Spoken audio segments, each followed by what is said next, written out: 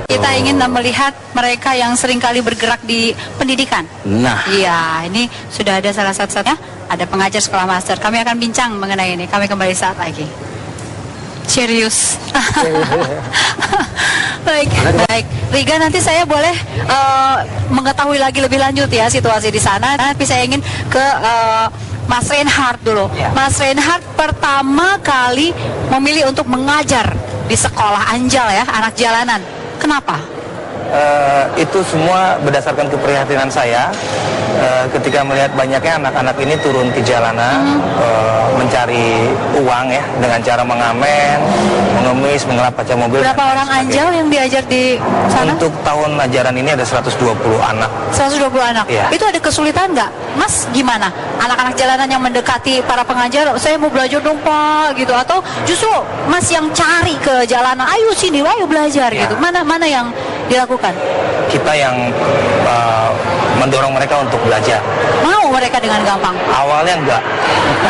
Karena buat mereka atau orang tuanya lebih baik mencari uang dibanding mendapatkan pendidikan. Jadi kendalanya dari sang anak atau dari orang tua anak itu? Kemungkinan besar dari orang tua. Karena anak ini kan hanya diperintah untuk mencari uang itu.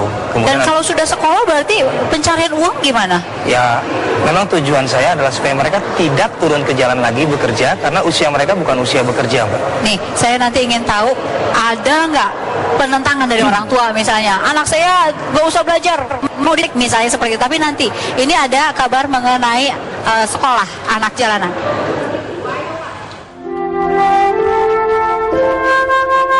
Aku ingin sekolah. Itulah jeritan hati para anak jalanan. Mereka tahu bahwa jalan menuju cita-cita mudah tercapai bila mereka bersekolah.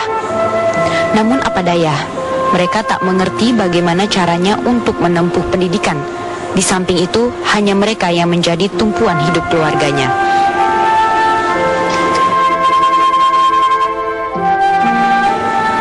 Berbeda dengan Ismi, ia begitu optimis bahwa cita-citanya akan tercapai. Harapan itu ada setelah ia bertemu dengan sekolah anak jalanan atau Saja.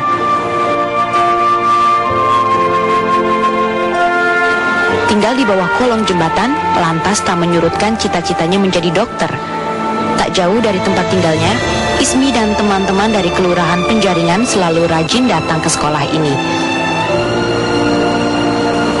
Berkat pendidikan dari Reinhard Huta Barat dan teman-temannya, Ismi berhasil mendapatkan beasiswa untuk belajar di sekolah negeri. Perlu proses yang lama sampai akhirnya anak-anak ini tidak lagi turun ke jalan. Memberikan pemahaman pada orang tua dan juga tokoh setempat menjadi awal tombak anak-anak ini untuk bersekolah. Saat ini kita berada di Taman Bermain Saja.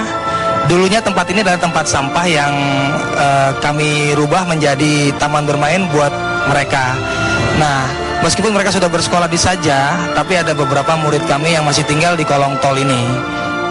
Sayang, mereka hanya punya satu kelas saja setelah sempat sebelumnya menempati bawah kolong jembatan. Masih banyak fasilitas yang diperlukan untuk memperluas tingkat kelas sekolah ini ke jenjang SMP atau SMA. Hal yang besar yang saya inginkan adalah saya mempunyai sekolah sendiri dengan bangunan sendiri tentunya yang mungkin bisa dibantu oleh pemerintah setempat karena di sini kan ada lahan negara yang mungkin saja bisa kita manfaatkan jika memang diizinkan untuk membuat sekolah ini mempunyai bangunan sendiri. Itu satu.